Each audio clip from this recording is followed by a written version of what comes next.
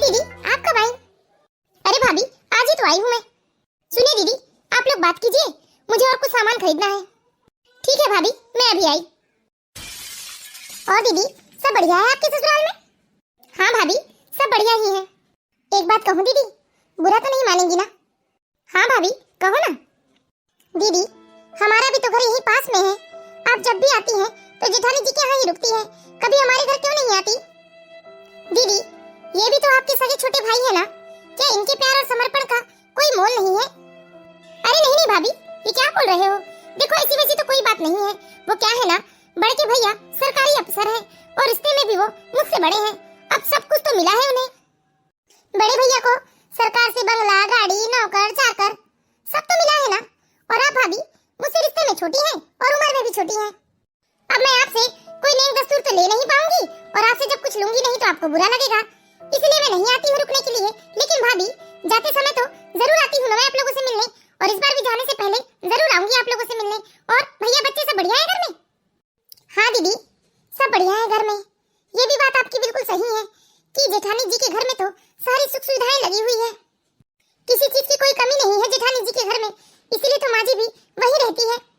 हाँ भाभी, सही कह रही हैं आप। अरे माँ भी तो ना बड़े भैया भाभी के साथ रहती है, इसलिए तो मैं भी गर्मी की छुट्टियों में बच्चों को लेकर वहीं आ जाती हूँ। फिर इसी बहाने माँ के पास भी रुक लेती हूँ। और वो क्या है ना भाभी, मेरे बच्चे भी ना बड़े मामा मामी के घर जाने को ही जिद करते हैं। कहते हैं कि जब भी हम छुट्टियों में जाएंगे तो बड़े मामा हमें अपनी बड़ी कार में घुमाएंगे। अभी क्या बताऊँ भाभी, मेरे बच्चे भी तो नहीं मानते।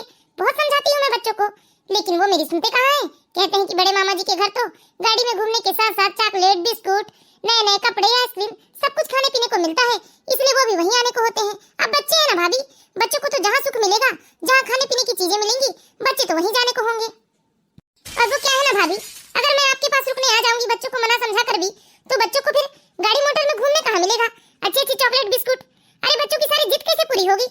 मगर आप चिंता मत करो भाभी, मैं लौटते समय ना बच्चों को मना समझा कर आप लोगों से मिलाने जरूर लाऊंगी। हाँ दीदी, सही कह रही हैं आप। बच्चों को तो जहाँ अच्छा अच्छा खाना पीना मिलेगा, जहाँ अच्छे घूमने फिरने को मिलेगा, बच्चे वहीं आने की जिद करेंगे। अब हमारे पास है ही क्या? अगर बातें खत्म हो गई हो तो चलते हैं घर, आज संडे है, बच्चे घर में परेशान कर रहे होंगे अपने पापा को। हाँ भाभी, चलिए ना। दीदी, कैसे हैं आप? अरे हमें क्या होगा, हम तो अच्छे हैं। किस चीज की कमी है हमारे घर? सारी दुनिया की सुख सुविधाएं तो हमारे घर लगी है, फिर हमें क्या तकलीफ होगी? तकलीफ तो उन्हें होती है जिन्हें सुविधाओं के अभाव में जीना पड़ता है।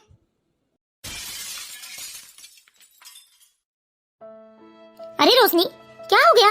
इतनी उदास क्यों हो तुम? जब तुम बाजार जा रही थी तब तो तुम बड़ी खुश होकर गई थी, फिर आते समय अपने चेहरे की मुस्कुराहट कहाँ छोड़ आई? सच ही कहते हैं जी लोग, आज के जमाने में ना प्यार और समर्पण का कोई मोल नहीं है। क्यों रोशनी, क्या बात हो गई? दीदी अपने ससुराल से आई है जी, जेठानी जी के यहाँ रुकी हुई है, उनसे मुलाकात हुई थी बाजार में। दीदी से मैंने घर आने को भी कहा जी, लेकिन उन्होंने मना कर दिया। दीदी ने कहा कि जब वो वापस अपने ससुराल जाएगी तो हम लोग उसे मिलने आ जाएगी।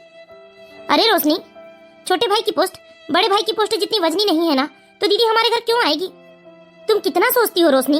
अरे नहीं आती तो कोई बात नहीं ना, उन्हें जहाँ अच्छा लगता है उन्हें वहाँ रहने दो, जाने दो। और वैसे भी मैंने देखा है यह मोह माया ना आजकल रिश्तों को खा रही है। प्यार और समर्पण का कोई मोल नहीं है आज के जमाने में। पता नहीं रोशनी, किस तरह के दिखावटी रिश्तों को निभा रहे हैं हम सब। तुम दीदी के लिए जितना करती हो ना रोशनी, मैं उतने में भी बहुत खुश हूँ। लेकिन मुझे बहुत बुरा लगता है जी कि दीदी दोनों भाभी आसपास होने के बावजूद भी सिर्फ बड़ी भाभी के यहाँ रहती है। मुझे उस समय बहुत अपमान महसूस होता है। मुझे धन दौलत किसी चीज से कोई मोह नहीं है जी, मैं तो हमेशा रिश्तों को धन दौलत के ऊपर रखती हूँ। ऐसा लगता है कि काश दीदी हमारे घर भी आती, हमारे घर भी रहती, हमारे घर भी चहल पहल बना रहता, कितना मन गदगद हो जाता जी। अरे मुझसे जितना बनता मैं तो दीदी को उतना नहीं भी देती। उनके बच्चों को ब्रांडेड कपड़े तो नहीं दे सकती थी, लेकिन जितनी हमारी हैसियत थी उतने के कपड़े तो मैं दिलवा ही सकती थी। अरे रोशनी, क्यों इतना सोचती हो? अब दीदी नहीं आना चाहती तो कोई क्या कर सकता है? देखा था मैंने पिछले बार तुमने दीदी की कितनी खातिरदारी की थी। और दीदी जब मायके से ससुराल जा रही थी तो मेरी तनख्वाह नहीं मिली थी, इसलिए तुम दीदी को कुछ नहीं दे पाई थी। सिर्फ पूजा घर में ले जाकर उनकी मांग भर दी थी सिंदूर से, और कहा था कि दीदी इस बार तो इसी से काम चला लो। शायद इसी बात का दीदी को बुरा लग गया हो, इसलिए वो नहीं आती।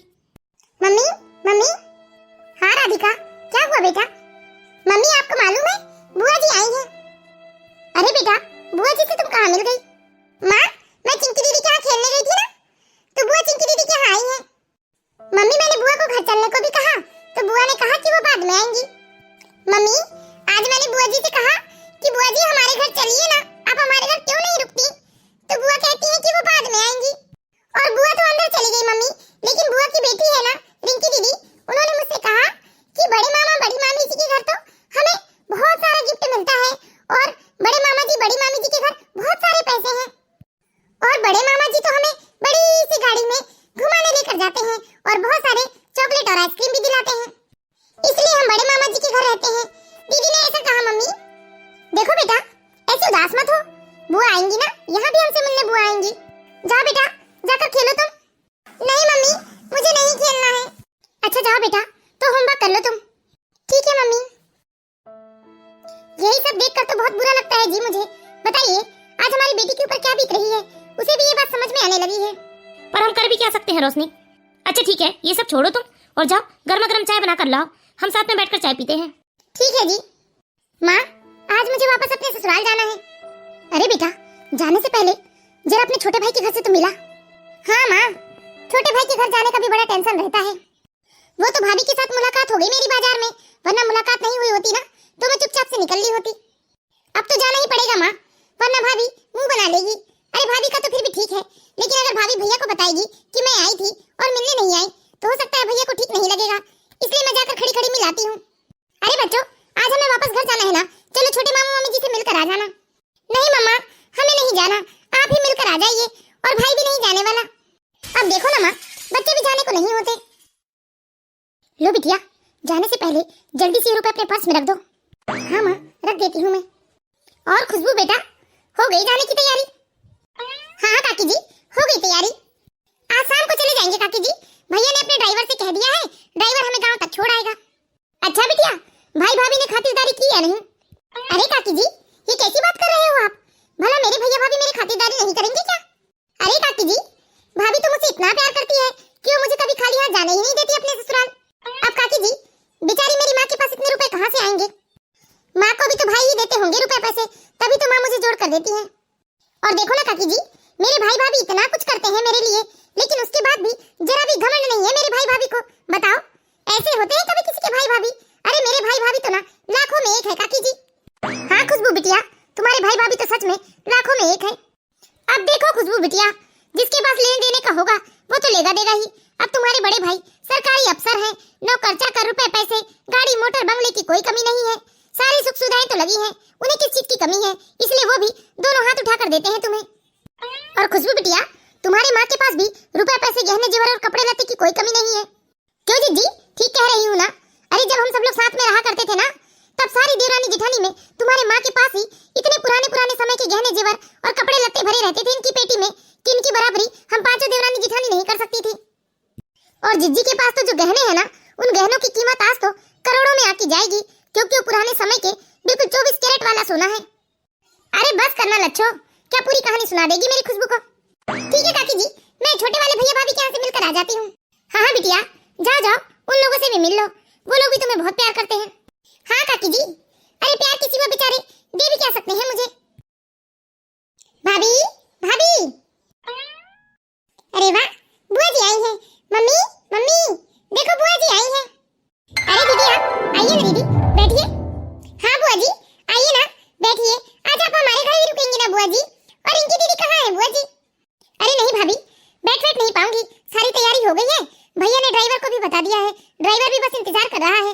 मैंने सोचा खड़े खड़े आप लोगों से मिलाऊं। बुआ जी आप हमारे घर रुकिए ना। नहीं बेटा, जब अगली बार आएगी ना बुआ, तब आपके घर रुकेगी, ठीक है ना? भाभी, भैया तो काम पर गए होंगे। हाँ दीदी। अच्छा ठीक है भाभी, तो चलती हूँ मैं। अरे रुकिए ना दीदी। लो दीदी, ये हमारी तरफ से आपको छोटा सा उपहार। अरे भाभी, इन सब की क्या जरूरत थी? वैसे भी तो बड़े भैया ने इतना सारा सामान दिया है, इतने महंगे महंगे उपहार दिए हैं ना कि मेरे तो सारे थैला बैग सब कुछ पैक हो गया है। आप क्यों परेशान हो रही हैं? एक काम कीजिए, इसे आप ही रख लीजिए। एक काम कीजिए ना, इसे आप यहीं रख लीजिए, जब मैं अगली बार आऊंगी तब इसे लेकर चली जाऊंगी। अच्छा एक काम कीजिए, लाइए दे दीजिए मुझे, वरना आपको बुरा लग जाएगा। सुनिए दीदी, अगले महीने बाबूजी की पुण्यतिथि है, तो हमने घर में एक छोटी सी पूजा करवाने का सोचा है। जब हम आप लोगों को खबर करेंगे तो आप लोग आइएगा जरूर। ठीक है भाभी, अगर पूजा बाबूजी के लिए करवा रहे हो तो मैं जरूर आऊंगी। अब मैं चलती हूँ भाभी। ठीक है दीदी, हमेशा खुश रहिए। सुनिए जी, आज बाबूजी की पुण्यतिथि है ना, तो मैंने खुशबू दीदी को फोन कर दिया है। खुशबू दीदी दोपहर तक आ जाएंगी। चलिए ना, चलकर पूजे की सारी तैयारी कर लेते हैं हम लोग। हाँ चलो रोशनी, इसलिए तो आज मैंने छुट्टी ली है। देखो किसका फोन आ रहा है। ये क्या? आज सूरज क्या पश्चिम दिशा से उगा है? जो जेठानी का फोन आया है मुझे। अरे उठाकर सुनाओ तो, आखिर भाभी क्या कह रही हैं? हाँ जी, अभी उठाती हूँ। हेलो हेलो हेलो रोशनी, तुम जल्दी से बिना समय गवाए हमारे घर आ जाओ। क्यों दीदी, क्या हो गया? अरे जल्दी आओ रोशनी, माँ जी की तबीयत ठीक नहीं है। क्या? माँ जी की तबीयत ठीक नहीं है? ऐसे तो माँ जी अच्छी चंगी भली थी, अचानक क्या हो गया? चलिए जी, जल्दी चलिए। हाँ चलो रोशनी। माँ जी, माँ जी, उठिए माँ जी, क्या हुआ आपको? माँ जी उठिए माँ जी। देखो ना रोशनी, क्या हो गया है माँ जी को अचानक से? अरे अच्छी भली तो खा पी कर अपने पलंग में लेटी थी, ना जाने ये पलंग से कैसे गिर गई। दीदी जरा एक गिलास पानी तो लेकर आना। हाँ हाँ, अभी ले आती हूँ। माँ उठो ना माँ, क्या हो गया माँ आपको? ये लो लो रोशनी, पिला कर देखो पानी। माँ माँ पानी पी लो माँ।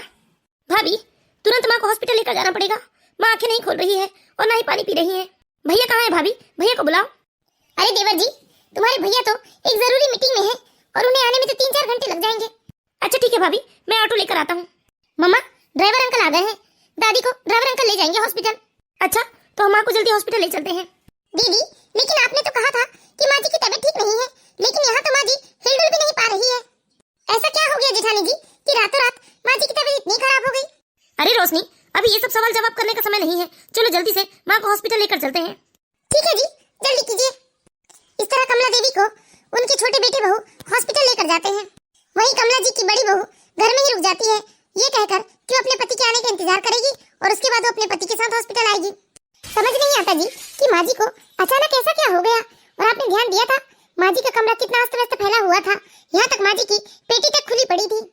हाँ रोशनी, क्या हुआ छोटे? डॉक्टर ने कुछ बताया? माँ को हुआ क्या है? नहीं भैया, अभी तक तो किसी ने कुछ नहीं कहा है। डॉक्टर क्या हुआ है हमारी माँ को? जब पेशेंट को रात को अटैक आया था तभी उन्हें हॉस्पिटल लाना था ना।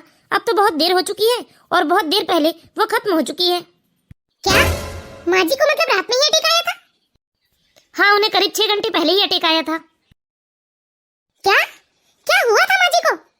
भाभी माँ को क्या हुआ भाभी? दीदी अब माँ जी हम लोगों के बीच नहीं रही। इस तरह हॉस्पिटल में पता चला कि कमला जी का देहांत हो चुका है। कमला जी का छोटा बेटा किसी से कोई सवाल जवाब नहीं करना चाहता था, क्योंकि उसे मालूम था कि जितना सवाल जवाब किया जाएगा रिश्ता उतने ही बिगड़ेंगे। इसीलिए किसी से कोई सवाल जवाब नहीं होता और बहुत ही दुखमय और शांतिपूर्ण तरीके से कमला जी का अंतिम संस्कार किया जाता है। कमला जी के अंतिम संस्कार के बाद कमला जी के छोटे बेटे बहू भी कमला जी के बड़े बेटे बहू के साथ उन्हीं के घर में रहते हैं। कमला जी के तीसरे के बाद जब कमला जी का कमरा खोला जाता है। भाभी, ये माँ के कमरे की क्या हालत हो गई है? माँ की अलमारी खुली है, बक्से सब खुले पड़े हैं। क्या आप और भैया कुछ खोज रहे थे? क्या देवर जी, ये कैसे सवाल कर रहे हो आप हमसे? अरे हमारा घर है तो क्या हम अपनी मर्जी से कोई सामान इधर का उधर भी नहीं कर सकते? और अच्छा ही हुआ जो आप सब लोग आज माँ जी के कमरे में आ गए हैं। और खुशबू दीदी, आप भी देख लो कि माँ जी की अलमारी में क्या है और क्या नहीं। वैसे तो खुशबू दीदी, माँ जी के संदूक में कोई सामान तो है नहीं, ये 2-4 लोटा और 2-4 साड़ियाँ बस है। फिर भी ना जाने माँ जी क्यों अपने संदूक की चाबी अपने सीने से लगा कर रखती थी, कभी किसी को अपने संदूक की चाबी नहीं देती थी। और रोशनी, तुम भी आकर देख लो, वरना कल को मेरे ऊपर इल्जाम लगाओगी, कहोगी कि दीदी ने माँ जी का सारा सामान ऐंठ लिया। अरे रहने दीजिए जेठानी जी, मुझे कुछ नहीं देखना है।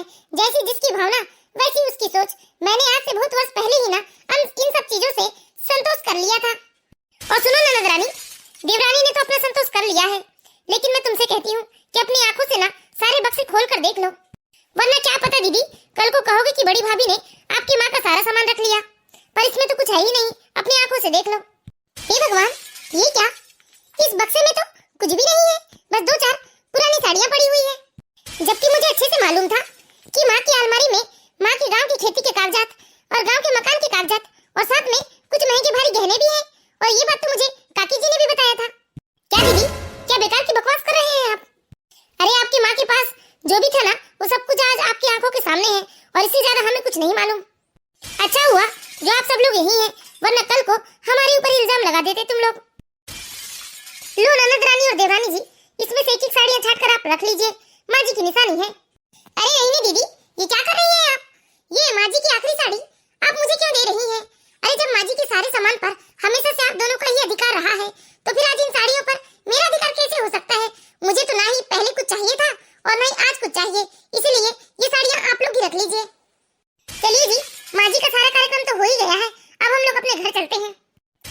छोटे बेटे बहू कमला जी का कोई भी सामान नहीं लाते और खाली हाथ अपने घर आ जाते हैं। इसी तरह धीरे धीरे समय बीतने लगता है और करीब 5 महीने के बाद, सुनिए जी, आज माँ जी को गए पूरे 5 महीने हो गए। हाँ रोशनी, लेकिन माँ हमारे साथ ज्यादा रहती ही नहीं थी ना, इसलिए कुछ ज्यादा समझ में नहीं आता हमें। लेकिन बड़े भैया का घर तो बड़ा ही सुना सुना लगता होगा। सुनिए जी, लच्छो काकी बता रही थी कि आज खुशबू आई हुई है अपने बड़े भैया भाभी के घर। अगर खुशबू दीदी यहाँ भी आती तो अच्छा लगता जी। वैसे भी अब माँ जी तो इस दुनिया में है नहीं।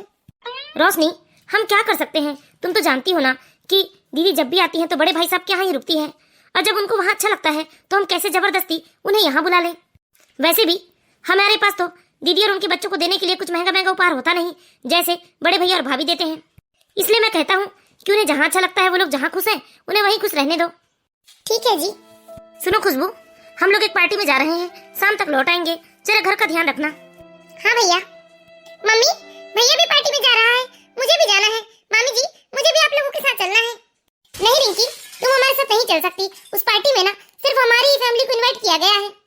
दीदी, ये क्या हरकत है आपकी? अपनी बेटी को कुछ समझाने सिखाने की बजाय आप मुंह लटका कर बैठ गई। क्या अपने बच्चे को जरा भी मैनर्स नहीं सिखाते आप कि ऐसे किसी की भी पार्टी में जाने को तैयार नहीं हुआ जाता? भाभी, ये क्या बोल रही हैं आप? अरे बच्ची है। वो तो बच्ची है दीदी, लेकिन आप तो बच्ची नहीं है ना, आप तो समझा सकती हैं उसे। भाभी, ये आप कैसी बात कर रही हैं? अरे माँ बाप इस दुनिया में नहीं है, पर भैया भाभी भी तो माँ बाप की ही तरह होते हैं ना। अरे तुम्हारी माँ इस दुनिया में नहीं है तो क्या हुआ, जाने से पहले सब कुछ तो तुम्हें तुम्हारी माँ ने दे दिया। क्या जानती नहीं हूँ मैं? कभी तीज त्योहार के नाम पर तो कभी विदाई के नाम पर तुमने अपनी माँ को इतना लूटा कि तुम्हारी माँ ने हमारे लिए कुछ नहीं छोड़ा। अब हमसे ना ज्यादा उम्मीद मत रखिएगा आप लोग। और सुनिए दीदी, यदि मायके का सुख चाहती है ना आप, तो कभी कभार अपने छोटे भाई के पास भी जाया कीजिए। अरे आपका एक लौता भाई तो नहीं है ना, आपके दो भाई हैं। आपको ना अपने दोनों भाइयों के यहाँ आना जाना चाहिए। इस तरह किसी एक भाई के घर डेरा डालकर उनका अच्छा खासा खर्चा नहीं बढ़ाना चाहिए। भाभी, भगवान के लिए ऐसा मत कहिए भाभी। मम्मा चलिए ना, पार्टी के लिए देर हो रही है हमें। ठीक है बेटा, चलो जल्दी। मम्मी, मम्मी, ये मामी जी को क्या हो गया है? पहले जब हम आते थे तो मामी जी हमें घुमाने फिराने लेकर जाती थी, अच्छे अच्छे चॉकलेट्स, बिस्किट और ढेर सारे खिलौने भी दिलाया करती थी, नए नए कपड़े भी दिलाया करती थी। लेकिन इस बार तो हमें आए पूरे 5 दिन हो गए हैं यहाँ, लेकिन मामा मामी जी ने हमें कहीं भी घुमाने नहीं लेकर गए। और मम्मा, मामी जी तो आज हमें छोटे मामा मामी जी के घर जाने भी बोल रही हैं। तो मम्मा, आज क्या हम छोटे मामा जी के घर जाएंगे? नहीं बेटा। अरे मैं क्या मुंह लेकर जाऊंगी अपने छोटे भैया भाभी के घर? बेटा, आज ही हम लोग अपने गांव वापस चलेंगे। खुशबू की माँ के स्वर्गवास के बाद तो खुशबू की बड़ी भाभी बिल्कुल ही बदल चुकी थी। जहाँ वो खुशबू को इतना प्यार और मान सम्मान दिया करती, अच्छे अच्छे उपहार और विदाई दिया करती, वहीं आज खुशबू की भाभी खुशबू को बहुत ही बुरी तरीके से लताड़ रही थी। आज ये सब देखकर तो खुशबू को इस बात का एहसास हो रहा था कि भले हमारे रिश्तेदार रुपए पैसे वाले हो ना हो, वो अमीर हो ना हो, लेकिन जिनके साथ हमारा रिश्ता है उस रिश्ते में प्यार, समर्पण और त्याग जरूर होना चाहिए। खुशबू इस सोच में डूब चुकी थी कि जिस भाई भाभी के आगे पीछे वो घूमा करती थी, जो भाई भाभी उसे इतना प्यार दिया करते थे, आज वही भाई भाभी उससे सब कुछ लेकर उससे पल्ला झाड़ चुके हैं। बेचारी खुशबू ये सब सोचकर रोते हुए चुपचाप अपने बड़े भैया भाभी के घर से अपने घर के लिए निकलती है। तभी रास्ते में खुशबू के छोटे भाई भाभी मिलते हैं, जो खुशबू से पूछते हैं कि क्या हुआ, आज गाँव बस से क्यों जा रही हो?